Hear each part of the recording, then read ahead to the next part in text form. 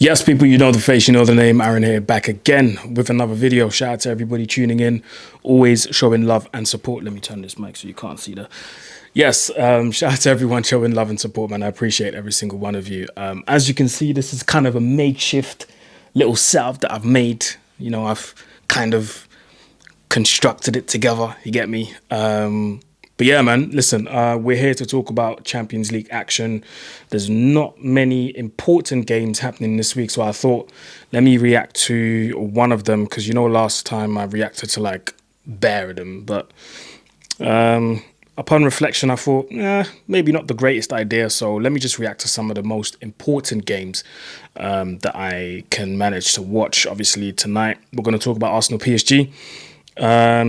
That is the only game that I managed to watch with like and give all my attention.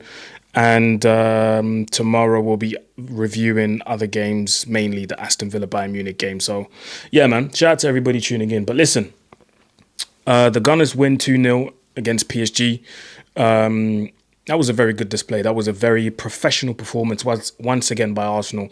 And I think I've said this many times before. Arsenal have learned that playing exceptional football and winning is good, but not necessarily always playing exceptional football and still win is even better.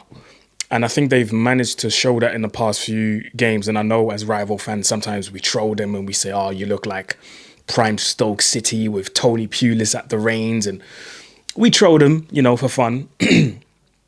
But really and truly, they've really mastered that. And you've got to give them credit. If I'm honest, you've got to give them credit for that. There were positives and negatives on both sides, and I think I'm going to start with Arsenal. Obviously, 2-0 win. They made it count, and those I'm going to start with the positives. They made their moments count. They had that first. Obviously, they had chances. They had that first goal, beautiful weighted ball into the area from Trossard. Very risky from Havertz to go for the header because Donnarumma was coming out as well. And, you know, sometimes when things go wrong, obviously you can be on the wrong end of, you know, stuff like this or scenes like that. But luckily for Havertz, Donnarumma is still atrocious in the air. He still can't dominate his box to save his life. I was going to say something else, but yeah, he can't dominate his box to save his life. So easy header for Havertz, really. Risky, but in the end it paid off. 1-0. And the other chance they had was when Havertz was being put through and then he kind of went round the outside on the right-hand side, or Arsenal's right, flashed across the box, but nobody was there. Martinelli had a chance in the second half as well. So they had chances, but more often than not, they made it count in those two moments. And then the free kick as well from Saka, I don't believe it was a shot. It was meant to be a cross. But again, Arsenal on set pieces, as dangerous as ever, man. They've made set pieces like their penalties, fam. Like, every time Arsenal have a set piece now, you expect something to happen. It's either going to be a massive chance or a goal. Do you know what I mean? You're rarely going to sit there and go, nah, Arsenal are not going to do nothing on this set piece. Bro, anything can happen. And it's very unorthodox, bruv. Like, it's very strange, bro. And the set piece coach is now, bro, there was a time where the set piece coach was on the touchline giving instructions, and I couldn't see it. Maybe I'm wrong. But I couldn't see Arteta, bro. It was just the set-piece coach giving the instructions and coaching. So that was funny. But yeah, man, set pieces and Arsenal, they go hand in hand now, bro. So congrats for that, man. I've got to give him credit. I have to be honest. So yeah, on top of, you know, knowing how to win and not necessarily dominate the whole game or not necessarily play exceptional football, you know, on top of that, Arsenal know how to be clinical and make the moments count. Because pretty much, apart from the moments that I've just named, we haven't really seen Arsenal. That's where I come to, are there any negatives for Arsenal? Yeah, I would say, no, not really. Not really. Negatives. I would say, you know, maybe make their moments count a bit more, because that Martinelli chance, that had to be a goal, in my opinion. Maybe it's just me, and it's not really a negative. Maybe it's just me, but this whole Raya coming out, like, bro, damn near being a centre back, bro, that's dangerous, bro. That's dangerous because I do remember in the first half there was a time where I think it was Saka. He came, dropped deep, and then tried to pick up the ball, and then he got dispossessed. And Raya wasn't really set, so he had to like kind of set himself properly, run back, and luckily that didn't end up in a goal for Arsenal. But you've got to be careful with those moments, bro. On PSG's side, I'm gonna start with the negatives, bro. You've got to make your moments count. You've got to make your moments count. And also the number 9 issue, bro. The number 9 issue is a big, big issue that PSG needs to address in the summer transfer window. If they can, even during the winter transfer window. And as much as I've got respect for Kolo Muani, and as much as I've got respect for what's his name, the guy that's injured, Gonzalo Ramos, and I'm not trying to bring him into this conversation because he is injured, but I just don't think they are that clinical number 9 that PSG need. Remember back in the days, PSG had Ibrahimovic, they had Cavani, they had that clinical number 9 that they could rely on no matter what. Even though Kylian Mbappe wasn't a number 9, but when he did play in that position, more often than not, you could rely on him to give you at least a goal or 2 every single game. Now, with Kolo Muani and Gonzalo Ramos, I'm sorry, I can't see that, sadly. I can't see that. So they're going to have to address that issue. A positive, however, is, they are following Luis Enrique's plan down to a T. They are following his plan to a T. They've got all the possession, or they had all the possession rather. They knocked the ball around very nicely, very neatly.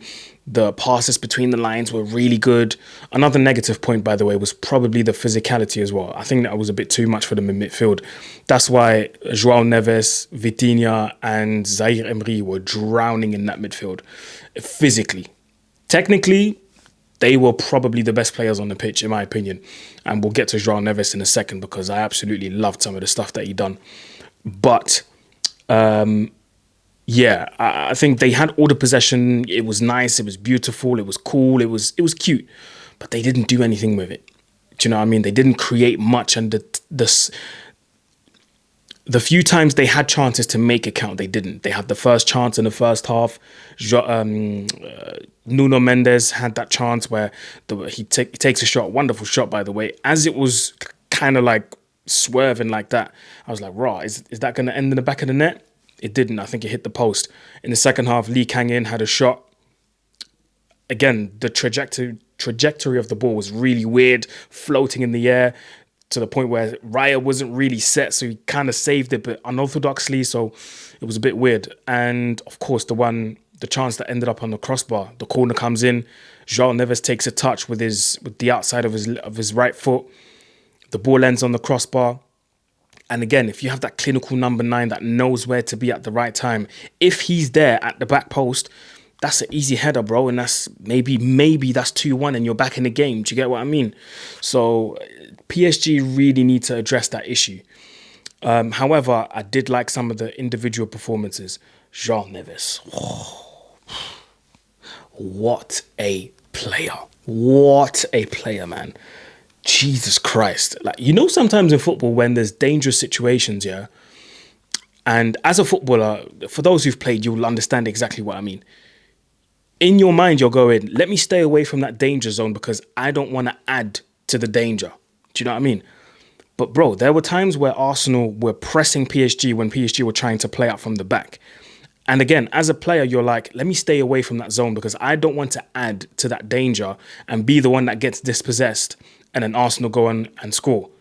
Bro, Arsenal were pressing PSG and you just see João Neves come back deep into their own half and go, give me the ball. Bro, he was scanning. He was making sure he wasn't getting pressed or he was in an area where he just gets the ball. As long as he gets the ball, he'll make the rest work. And bro, that was so beautiful to see. João Neves is a wonderful, wonderful footballer, and I can't stress this enough. And those are the type of players that I personally like.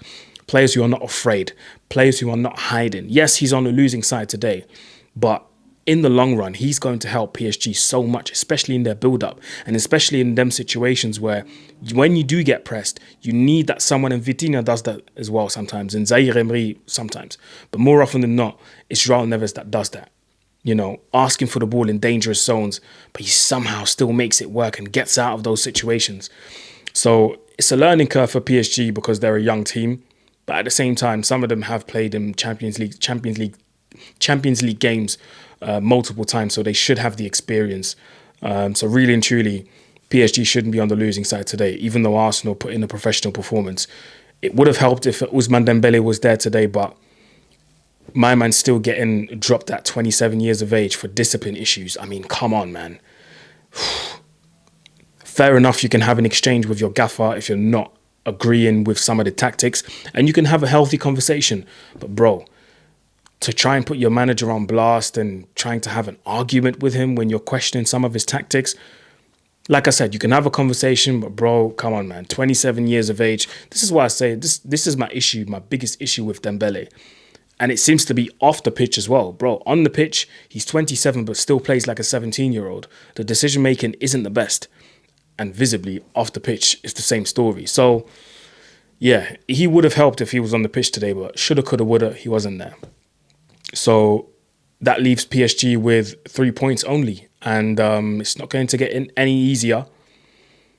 I'm not going to say that, Luis Enrique's on the hot seat and he's going to get sacked. And no. But, there will be questions from the fans. And you guys know how the PSG fans get down to business when they ain't happy. So something has to change quickly. In the league, fair enough, they're going to win it. We all know it.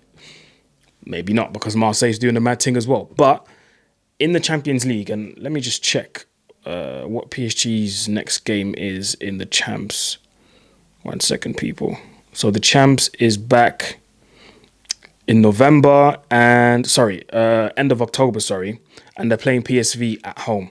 That's not a given either, because against Girona, bro, they had to fight for that 1-0 win, and I swear it was towards the end, and I swear it was a deflection as well. It wasn't even a goal that they created themselves. So it's not really, filling people with confidence seeing PSG play like that. And by the way, after PSV at home, 5 days later, they've got Marseille away. Jesus Christ. That's going to be a sick game, by the way. I'm going to watch that for sure. So, yeah, man. Let me know what you think in the comment section below, people. All the Arsenal fans, if you liked what you saw today, let me know your thoughts in the comment section below. And don't forget to support this channel to make sure, the algorithm does what it has to do for my channel. Please hit the like button, share, subscribe, comment, all of these good things. Final word for today. And I'm going to get into something that is dear to my heart, which is why you see the Congo shirt behind me. For those who might not know, I'm a big NBA fan as well. And one of my biggest dreams till this day, because I've never been to the States before, I would like to go to the States and watch an NBA game someday. And speaking of Congo, Dikembe Mutombo obviously has passed away, one of the all-time greats when it comes to defensive players in the NBA history. For those who are old enough to remember, he was famously known. I've never seen him play, even on TV. I was too young to watch any of that. And, even growing up, we didn't have access to, stuff like that to watch. So I only saw it on YouTube. So he was very famously known for his finger wag. No, not in my house, not today. So yeah, he passed away sadly. He was one of the greatest Congolese athletes ever. Purposely denied US citizenship or the US passport, if I remember correctly, because he was proud of being Congolese, man. Proud of being Congolese, represented the country to the fullest. So yeah, man, if you've made it to the end of this video, please go to the comment section and type in Dikembe Mutombo. Dikembe, Dikembe, Mutombo, Mutombo. Dikembe Mutombo in the comment section if you made it to the end of this video. Apart from that, people, that is it for me. I hope you like my makeshift setup for the time being. And yeah, man, I will see you guys tomorrow for another match reaction in the Champions League. Peace out and have a good night.